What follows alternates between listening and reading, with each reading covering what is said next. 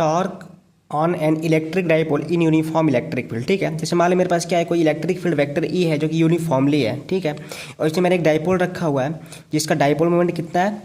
ठीक है, यहाँ पर 2ql है। ठीक है, जैसे मेरे पास डाइपोल है, ठीक है, ये रहा, यहाँ पे -q चार्ज है, यहाँ पे +q चार्ज है। ठीक है, इसकी लेंथ 2l है और जो डाइपोल मोमेंट का डायरेक्शन है -q से +q की तरह, यानी कि वेक्टर p इधर लिखा हुआ। ठीक है, देखिए अब ये प्लस चार्ज इसे फोर्स लगेगा +qe अलाउंग द फील्ड लगेगा, ये -q चार्ज पर फोर्स लगेगा -qe opposite to the field लगेगा। ठीक है, अब मैं बोला कि जो मेरे पास ये डाइपोल है, ये इसका सेंटर है। ठीक है, यहाँ पे, और ये डाइपोल जो है, इलेक्ट्रिक डाइपोल जो है इलेक्ट्रिक फील्ड से थीटा एंगल बना रहा है। ठीक है, एंगल है थीटा।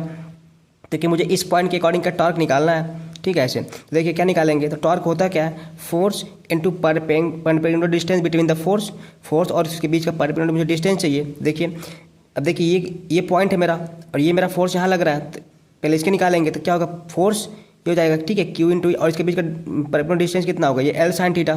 मैं देखिए ये क्या बन रहा है, एक ट्रायंगल बन रहा है, राइट एंगल ट्रायंगल बन रहा है। ये इसका क्या है, हाइपोटेनस, ये इसका क्या है, परपेंडिकुलर, ये इसका बेस है। तो यहाँ पे ये हाइपोटेनस कितना है, एल हो जाएगा, तो ये निकालेंगे कितना, L cos L sine theta हो जाएगा, तो ये हो जाएगा। ठीक है, अब प्लस अब इसका निकालेंगे तो फोर्स कितना लग रहा है, क्यू इंटू ई, और ये डिस्टेंस कितना हो जाएगा, एल साइन थीटा, यानी कितना जोड़ने के बाद कितना आ जाएगा, टोटल डिस्टेंस का 2l साइन थीटा हो जाएगा, यानी कि टॉर्क कितना हो जाएगा, Q E into 2l sine theta. ठीक है, यानी कि फोर्स टॉर्क कितना आ जाएगा, E into 2ql sine theta. देखिए 2ql क्या है, पी है, तो ये हो जाएगा, यानी कि टॉर्क कितना आ जाएगा, E equal to P E sine theta, यानी कि torque equal to vector P cross vector. इसको मैं ऐसे भी लिख सकते हैं। ठीक है, अब देखिए अगर दोनों के बीच का एंगल कितना हो जाए 0 डिग्री, तो यानी कि मतलब क्या हुआ, दोनों सेम डायरेक्शन में होंगे तो टॉर्क 0 हो जाएगा।